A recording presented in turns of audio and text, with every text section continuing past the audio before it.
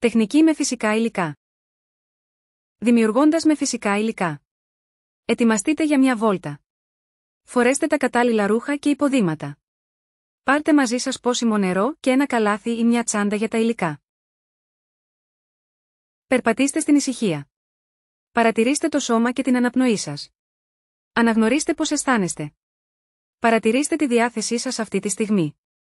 Όποια και αν είναι η διάθεσή σας, να ξέρετε ότι είναι εντάξει. Παρατηρήστε τις σκέψεις σας. Υπάρχουν πολλές σκέψεις, τι σκέφτεστε. Συλλέξτε υλικά, καθώς νιώθετε ψυχικά ότι βρίσκεστε στην παρούσα στιγμή. Αφήστε τον εαυτό σας να εμπνευστεί από όλα τα υλικά που συγκεντρώσατε. Νιώστε τα υλικά στα χέρια σας.